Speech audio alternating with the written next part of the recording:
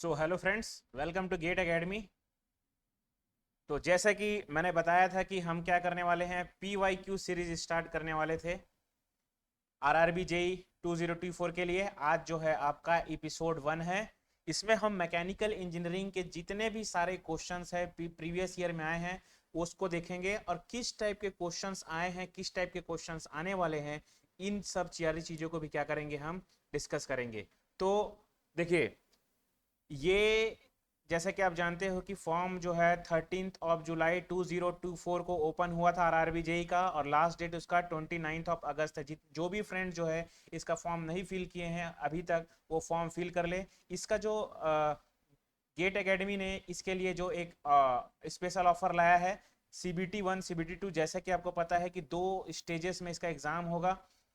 CBT 1 जो qualifying nature रहेगा, CBT 2 जो है यही आपका मेरिट डिसाइड करेगा। ये दोनों CBT 1 CBT 2 का जो प्राइस है, ये एकदम अफोर्डेबल प्राइस में रखा गया है, 777 मतलब 772। अगर दोस्तों, अगर आपको CBT 1 only you have to want CBT 1, तो इसके लिए हम जो प्राइस रखे हैं 499, इसका क्या है प्राइस है 499 CBT 1 के लिए। और CBT 2 प्लस CBT 1 के लिए जो इसका प्राइस है वो क्या है 771। तो इसको क्या करेंगे आप लोग, ध्यान रखेंगे। अब नाउ नेक्स्ट वन, जल्दी हम देरी ना करते हुए इस क्वेश्चन सीरीज को स्टार्ट करते हैं। द फर्स्ट क्वेश्चन, ये क्वेश्चन एग्जाम में आपके आया हुआ है। ये क्वेश्चन जो है पहले मैं बता देता हूं, थर्मोडायनेमिक्स का क्वेश्चन है। थर्मोडायनेमिक्स में आपको बेसिक लेवल के ऐसे ही क्वेश्चंस देखने को मिलेंगे। थर्मोडायनेमिक्स का क्वेश्चन है। सो फ्रेंड्स, क्वेश्चन है which of the following as is an extensive property. क्या है extensive property? First of all, दो टाइप का प्रॉपर्टी हम देखे हैं क्या होता है। एक होता है एक्सटेंसिव प्रॉपर्टी, और दूसरा कौन सा प्रॉपर्टी होता है, ये होता है इंटेंसिव प्रॉपर्टी। पहला एक्सटेंसिव प्रॉपर्टी, दूसरा क्या होता है इंटेंसिव प्रॉपर्टी। अब ध्यान रखेंगे, एक्सटेंसिव प्रॉपर्टी क्या होता है, जो साइज, एक्सटेंसिव प्रॉपर्टी क्या होता है, जो सिस्टम के साइज और क्या करता है, एंड मास दोनों पे डिपेंड करता है। बट जो सिस्टम के ना तो साइज पे डिपेंड करेगा, सिस्टम के ना तो साइज पे डिपेंड करेगा और ना ही सिस्टम के मास पे डिपेंड करेगा, उसको हम क्या बोलते हैं, इंटेंसिव प्रॉपर्टी। ठीक है, तो इसके कुछ एग्जाम्पल आप देखे थे कि एक्सटेंसिव प्रॉपर्टी और इंटेंसिव प्रॉपर्टी। एक्सटेंसिव प्रॉपर्टी के लिए जो आपने एग्जाम्पल देखा था वो क्या था, वॉल्यूम, एनर्जी, एंथैल्पी, एंट्रोपी, ये सब क्या है आपके एक्सटेंसिव प्रॉपर्टी है। अगर मैं इंटेंसिव प्रॉपर्टी की बात करूं तो इसमें ढेर सारे होते हैं इंटेंसिव प्रॉपर्टी। सबसे पहला वेरी इंपॉर्टेंट जो होता है इसका डेंसिटी, उसके बाद प्रेशर, देन टेम्परेचर, इसको ध्यान रखेंगे। उसके बाद थर्मल कंडक्टिविटी, विस्कोसिटी, ये सब भी क्या है आपके इंटेंसिव प्रॉपर्टी है। तो आप देख सकते हैं कि कौन साइज पे डिपेंड करता है, कौन मास पे डिपेंड करता है, कौन साइज और मास दोनों पे डिपेंड नहीं करता। तो इसके अकॉर्डिंग क्या करते हैं, हम इंटेंसिव और एक्सटेंसिव प्रॉपर्टी को क्या करते हैं, डिफाइन करते हैं। ये थर्मोडायनेमिक्स का रिकॉर्ड है, दुनिया का कोई भी एग्जाम रहे एक्सटेंसिव और इंटेंसिव प्रॉपर्टी से ऐसा हो ही नहीं सकता कि क्वेश्चन ना आए। तो इसको ध्यान रखेंगे, ये होता है एक्सटेंसिव प्रॉपर्टी। और इसमें बताइए इंटेंसिव प्रॉपर्टी क्या है। डेंसिटी जो होता है वो इंटेंसिव प्रॉपर्टी है।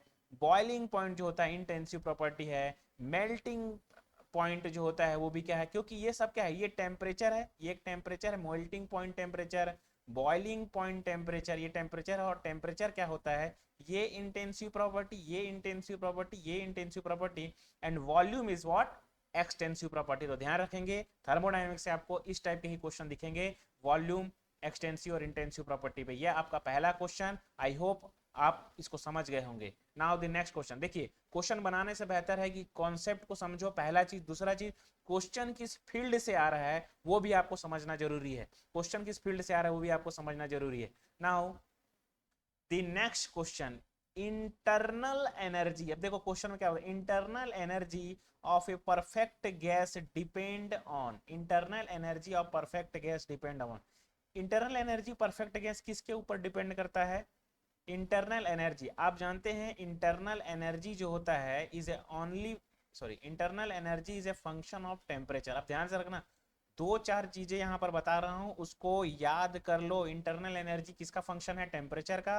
एंथैल्पी किसका फंक्शन है, तो टेम्परेचर का। और यहीं पे आपको क्वेश्चन पूछेगा कि आपको जो एंट्रोपी है वो किसका फंक्शन है, तो एंट्रोपी जो है वो हीट का फंक्शन होता है। इसको आप ध्यान रखेंगे, एंट्रोपी किसका फंक्शन होता है, हीट का फंक्शन होता है। क्योंकि प्रीवियस जितने भी ईयर क्वेश्चंस आए हुए हैं, अगर एंट्रोपी किसका फंक्शन है ये लिया गया है तो उसमें हीट को लिया गया है। ठीक है, अब यहाँ पर ध्यान रखना कि यहाँ पर मैं क्वेश्चन क्या पूछा है, इंटरनल एनर्जी। यू क्या है, इंटरनल एनर्जी। तो इंटरनल एनर्जी किसका फंक्शन है, ओनली एंड ओनली टेम्परेचर का। इंटरनल एनर्जी किसका फंक्शन है, टेम्परेचर का। ये जो है, ये जो मैं कॉन्सेप्ट बताता जा रहा हूं इसको ध्यान रखेंगे। ये जो है जब तक पीवाई की सीरीज चलेगा इस टाइप के कॉन्सेप्ट आपको मैं बताते रहूंगा एक क्वेश्चन में। ये देखो, अब क्वेश्चन आएगा कि एंथैल्पी किसका फंक्शन है, आप आसानी से लगा सकते हैं। एंट्रोपी किसका फंक्शन है, तो आप आसानी से क्या कर सकते हैं, इस क्वेश्चन को इजिली क्या कर सकते हैं, लगा सकते हैं। Now the next question, question क्या बोलता है, a system is said to be thermodynamic equilibrium if the system is. अब देखिए थर्मोडायनेमिक्स में इक्विलिब्रियम कंडीशन, देखो इक्विलिब्रियम, अब देखो इक्विलिब्रियम में अगर आपको पूछेगा, पहला चीज ध्यान रखना, ध्यान से सुनना, एक होता है थर्मल इक्विलिब्रियम, एक होता है क्या, थर्मल इक्विलिब्रियम, एक क्या होता है, इसी में कंफ्यूज होते हो खुशी के मारे, जो होता है आंसर टिक करके आते हो और क्या होता है गलत हो जाता है। एक क्या होता है थर्मल इक्विलिब्रियम, सेकंड वन क्या होता है, ये थर्मोडायनेमिक इक्विलिब्रियम। पहला थर्मल इक्विलिब्रियम, दूसरा ये क्या होता है थर्मोडायनेमिक इक्विलिब्रियम। अब ध्यान से सुनना, थर्मल इक्विलिब्रियम में क्या होता है कि इसमें सिस्टम और सराउंडिंग, सपोज ये क्या है मेरा सिस्टम है, और सिस्टम को छोड़ के बाकी सारी चीजें क्या होती है सराउंडिंग।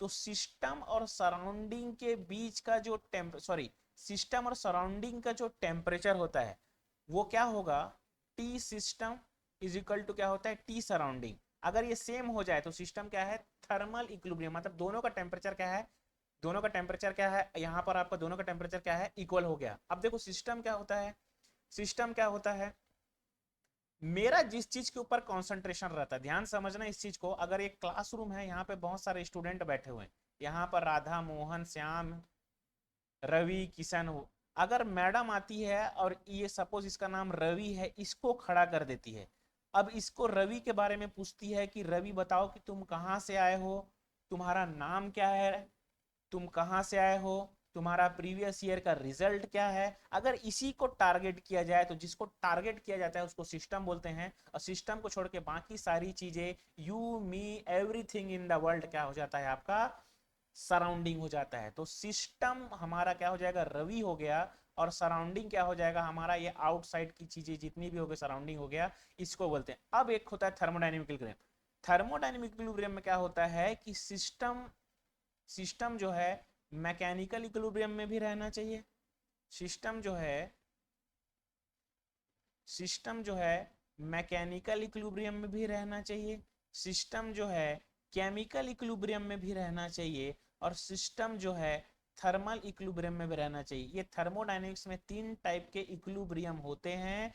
अगर ये तीनों इक्विलिब्रियम को सिस्टम फॉलो करता है, तीनों इक्विलिब्रियम को सिस्टम फॉलो करता है, तो समझ जाना कि सिस्टम जो है थर्मोडायनेमिक इक्विलिब्रियम में है, सिस्टम जो किस में है, थर्मोडायनेमिक इक्विलिब्रियम में है। तो इसको ध्यान रखेंगे। तो ये आपका क्या है, thermal chemical and mechanical equilibrium. जैसे कि मैंने आपको बताया कि तीनों इक्विलिब्रियम को अगर फॉलो करेगा तो क्या हो जाएगा, ये तीनों इक्विलिब्रियम को फॉलो करेगा तो सिस्टम क्या हो जाएगा, थर्मोडायनेमिक इक्विलिब्रियम। तो इसको क्या करना है, आपको ध्यान रखना है, वेरी इंपॉर्टेंट क्वेश्चन, ये कंफ्यूजन वाला क्वेश्चन, ये क्वेश्चन आया है बाबू, इसको ध्यान रखना। समझ में आ गया, ये कॉन्सेप्ट, एक एक कॉन्सेप्ट को आप लिखते चलिए, साथ में आपको थर्मो को देखना नहीं पड़ेगा, हम बैक टू बैक ऐसे क्या करेंगे, सभी टॉपिक को खत्म करेंगे।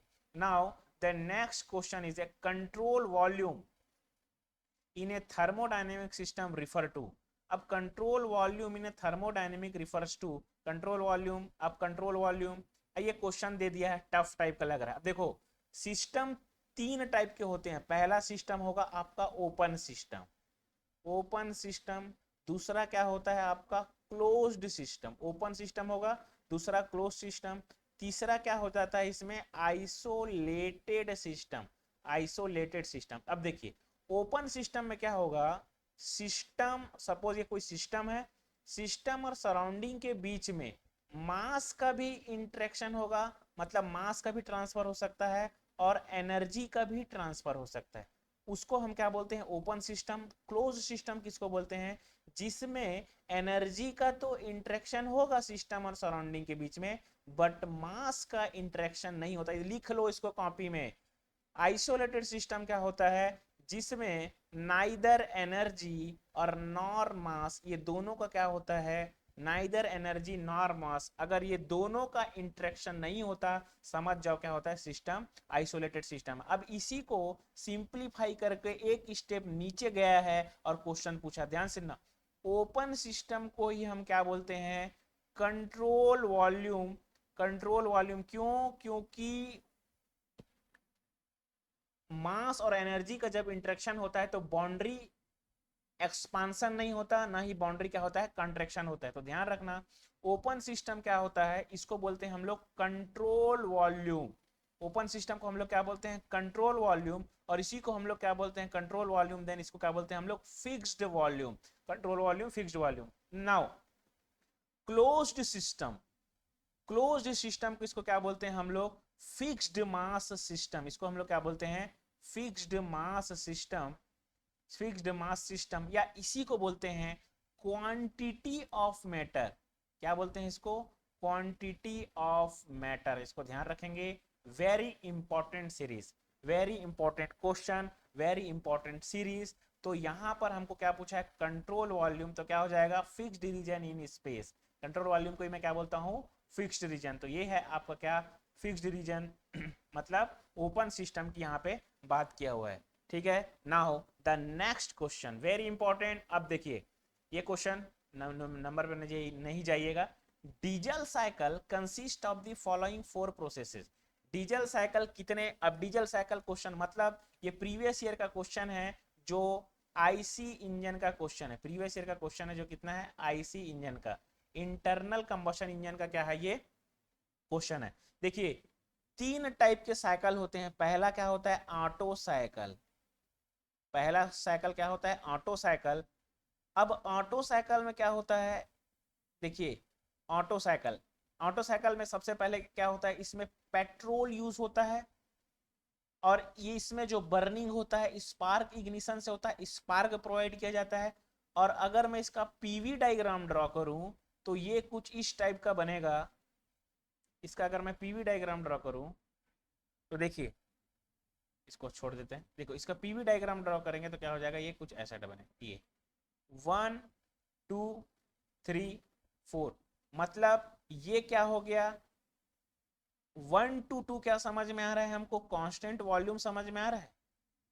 और sorry sorry sorry sorry sorry sorry 1 to 2 क्या होता है हमारा? एडियाबेटिक।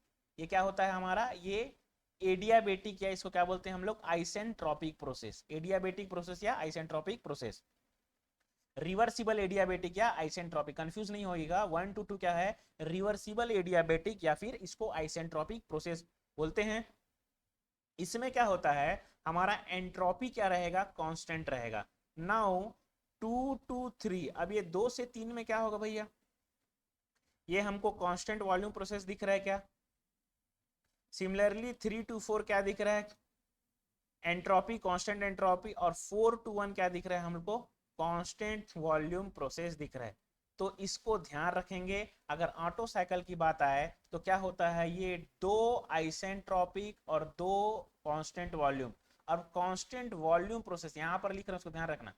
कांस्टेंट जो वॉल्यूम प्रोसेस होता है इसको हम लोग क्या बोलते हैं? Isobaric process, sorry isochoric process, isometric process, isometric. ये अगर इसी को अगर कांस्टेंट प्रेशर होता तो इसको हम क्या बोलते हैं? आइसोबारिक प्रोसेस या आइसोबोरिक प्रोसेस। इसको आइसोपिस्टिक प्रोसेस भी बोलते हैं। किसको? कांस्टेंट प्रेशर को। तो इसको कॉपी में लिख लो। ठीक है। यहां पर हो गया। दूसरा जो देखते हैं हम लोग ऑटो साइकिल, उसके बाद होता है क्या? Diesel cycle. ऑटो साइकिल के बाद हमारा आता है डीजल साइकिल। तो डीजल साइकिल को देखिए,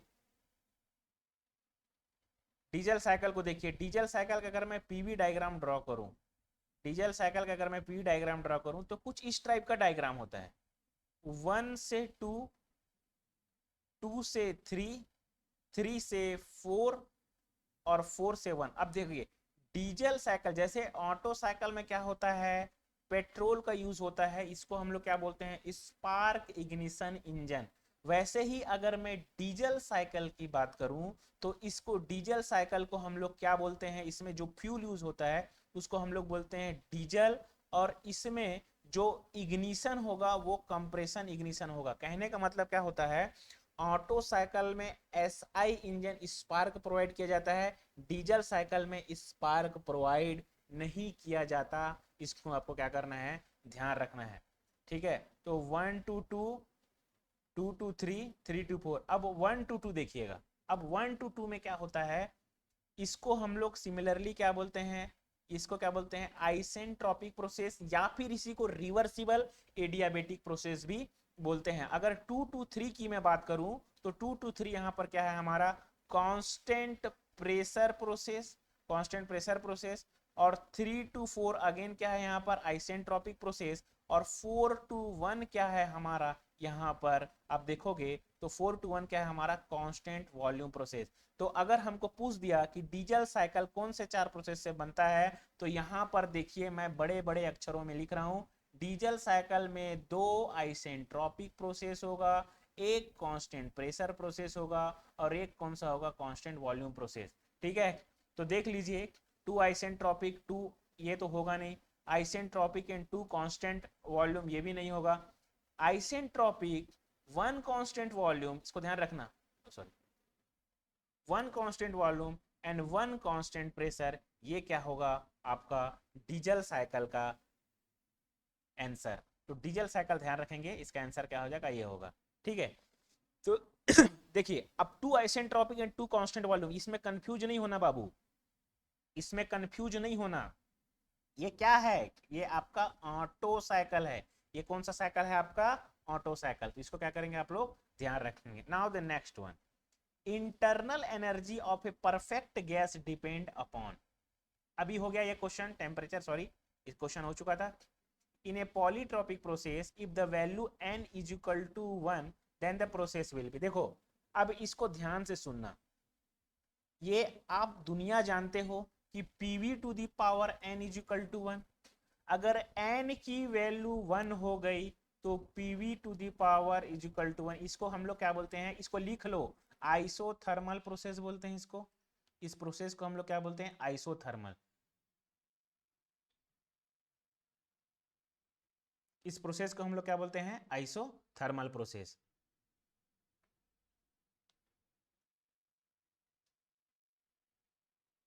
wait a minute, there is a one technical issue. Okay, 1 minute.